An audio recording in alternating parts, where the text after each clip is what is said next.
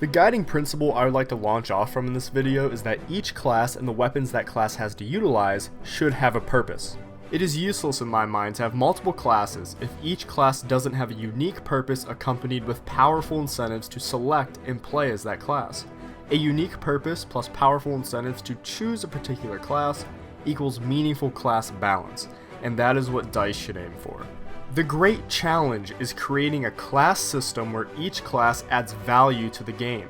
While developers cannot control people's preferences to which class they like the most, they can balance the classes in such a way that one class isn't objectively dominant over the rest, and another class isn't objectively inferior when compared to the rest. From the looks of it, Battlefield 1 hit the nail on the head when it comes to class and weapon balance. There are 4 classes: Assault, Medic, Support, and Scout. While I will probably have a favorite go-to class that I use more than the rest, when watching the gameplay of each, none of them jumped out at me and struck me as a class I wouldn't like to play as. The Assault class seems to be a combination of Assault and Engineer from Battlefield 4. The purpose of the Assaulter class is close quarters combat and taking down armored vehicles. To fulfill this purpose, the Assault class is given powerful SMGs and shotguns as primary weapons. In addition, the Assault class is also given anti-vehicle equipment like anti-tank grenades and a rocket gun. While the other classes may be receiving dynamite in the future or some other C4 equivalent in the full release of the game, the Assault class is positioned to be the go-to close-quarter, fast-paced, anti-vehicle class.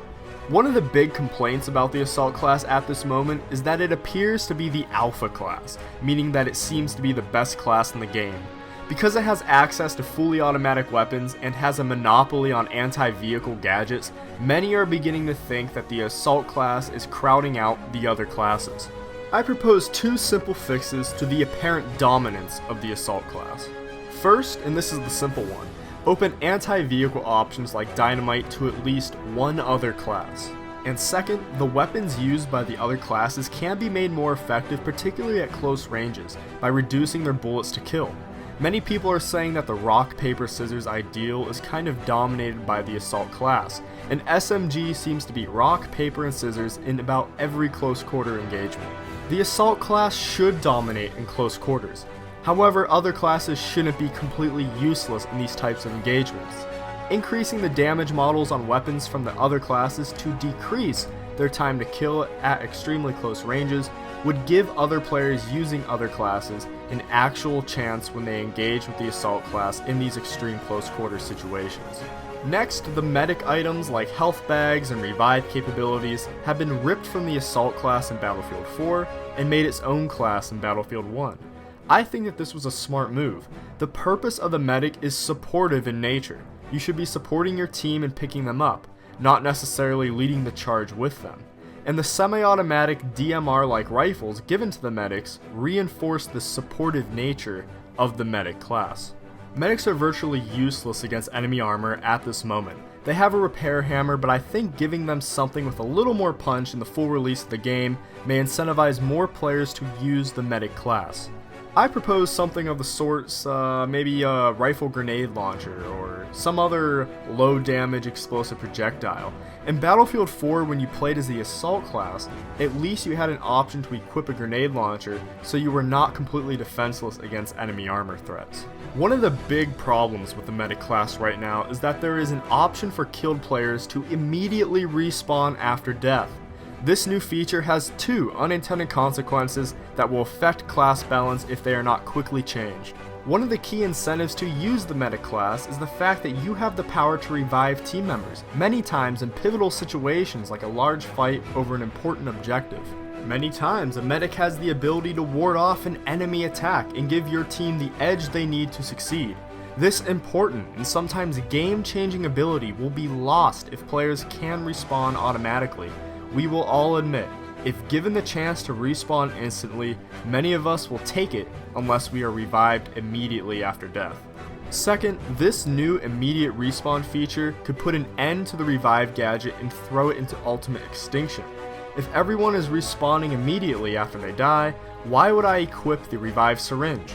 I would rather grab an anti-tank grenade and medkits, or some other gadget instead. With respect to the DMR-like semi-auto weapons given to the medic class, I think they should be a 3-shot kill from all ranges and a 2-shot kill with a headshot. I think this class of weapons fits in well with the weapons given to the other classes. They are accurate and can be fired as fast as you can pull the trigger. They have a distance advantage over the SMGs and shotguns in the assault class, and an accuracy advantage over the machine guns in the support class. As long as the developers at DICE restore purpose to the medic class by fixing the revive issues, meaningful class balance will remain. With the support class, they don't seem to have too much going for them in this alpha version of the game. First off, their LMGs seem to take an accuracy penalty without increasing their damage models. I have nothing wrong with LMGs being inaccurate, as long as they can kill with 4 to 5 shots, maybe even 3 at close ranges or with a headshot. Until their weapons become either more accurate or more powerful, they will be objectively worse than the weapons in other classes. Having objectively inferior weapons will squash the incentives to use the support class.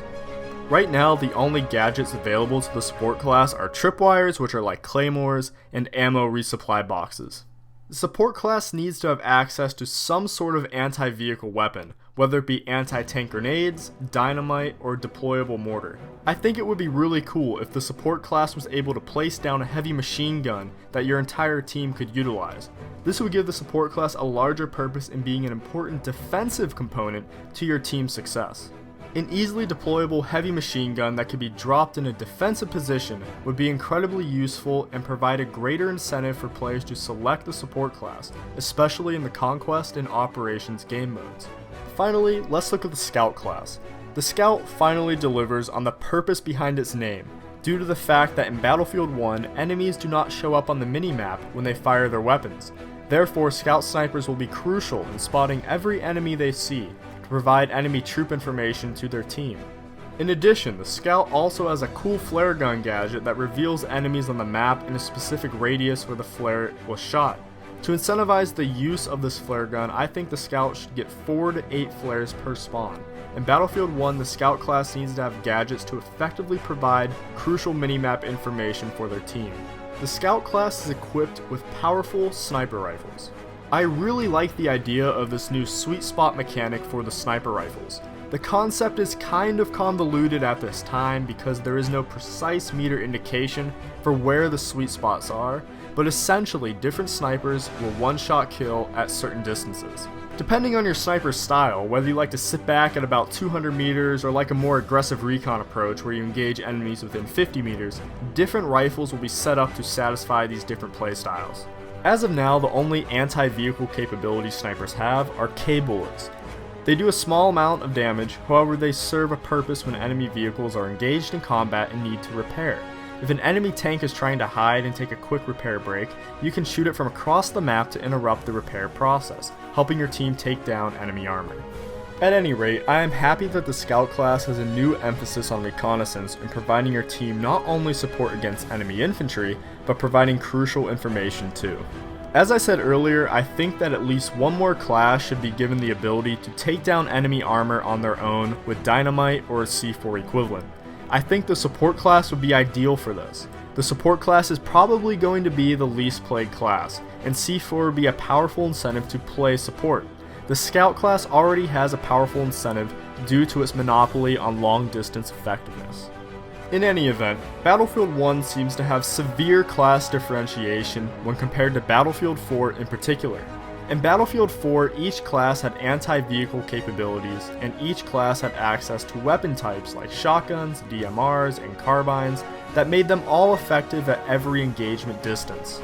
This setup in Battlefield 4 in my mind severely damaged the purpose behind each class and greatly affected meaningful class and weapon balance. I am happy to see that there are boldly drawn lines between each class in Battlefield 1 and clear distinctions in the abilities and purpose of each class.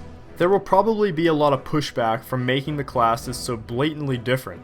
There isn't a class with objectively superior weapons. Not every class can solo a tank. Not every class can dominate either up close or at range. Some may push back against not having universal alpha class like Assault in Battlefield 4, but DICE should brave that pushback should it come. In the end, the apparent deep distinction between the classes in Battlefield 1 reinforces the skill gap in the game. The existence of a skill gap has been one of Battlefield's competitive advantages that has brought the series much success.